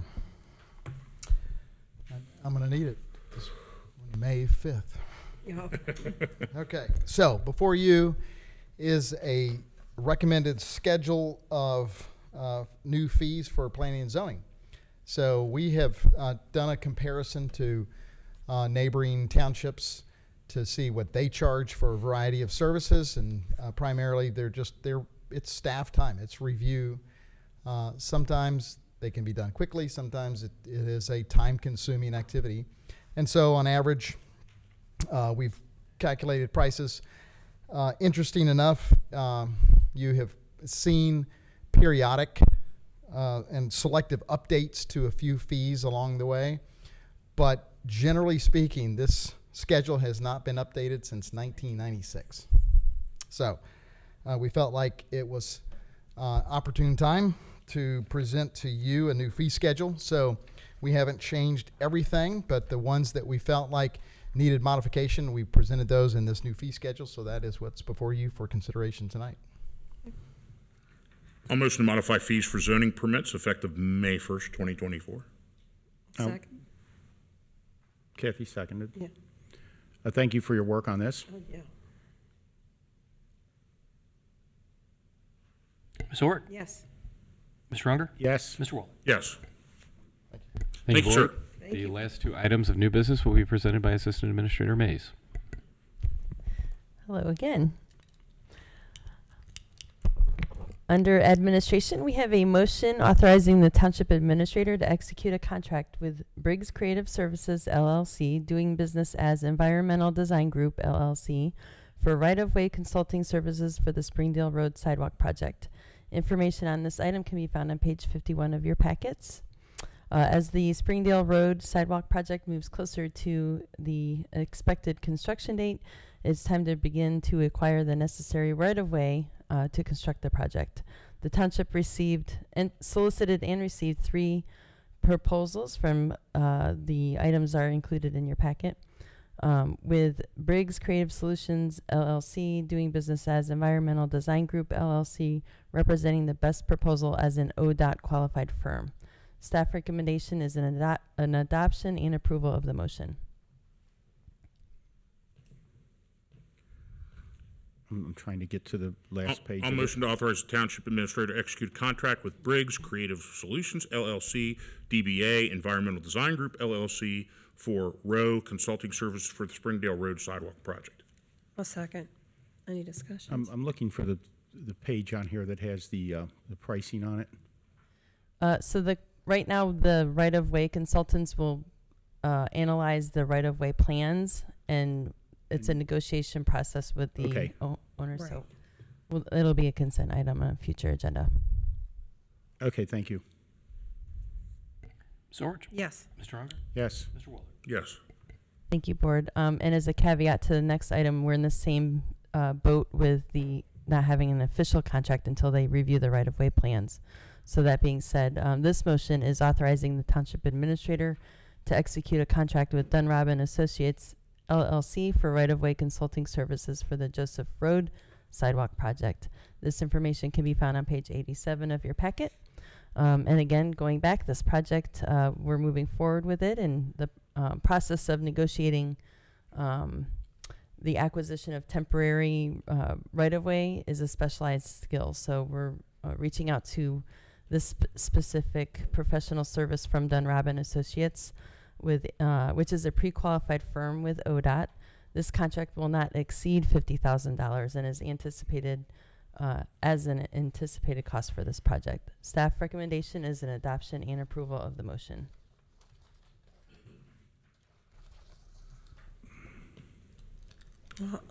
A motion to authorizing the Township Administrator to execute a contract with Dunrob and Associates LLC for ROW consulting services for the Joseph Road Sidewalk Project. Second.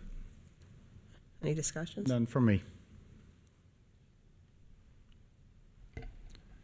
Ms. Orr? Yes. Mr. Unger? Yes. Mr. Waller? Yes. Thank you, Board. Thank you. Thank you, Board. The item of old business has already been handled, so the 2 consent items, this is a donation acceptance for fire and EMS from Kevin and Barb Keegan for $50 in the form of Kroger gift cards, and a new hire of a part-time firefighter EMT in fire and EMS, and that's Albert Freytag at $20.26 per hour, and I would recommend adoption of all consent items. I motion that we would approve the consent items as detailed. Second. Discussions? Thank you for the to the Keegans for the donation to the fire department, and welcome aboard, Mr. Freitag. Absolutely.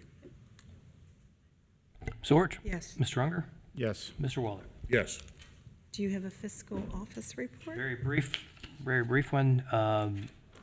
The financials for March have been completed already, even though it's only April 9th. And those have been posted to the website with an adjusted bank balance of $41,077,828.08. That's all I have. Thank you. Thank you. Is there a need for an executive session? None that I'm aware of. A motion to adjourn. I'll second. So, I don't, we are right, we'll adjourned. go ahead and- I'm sorry, I got to vote. I always want to hit that hammer. Ms. Ulrich? Yes. Mr. Unger? I don't It's even know. 9:06 PM, yes? Mr. Wallet? Yes. Thank you. At 9:06 now, we're adjourned.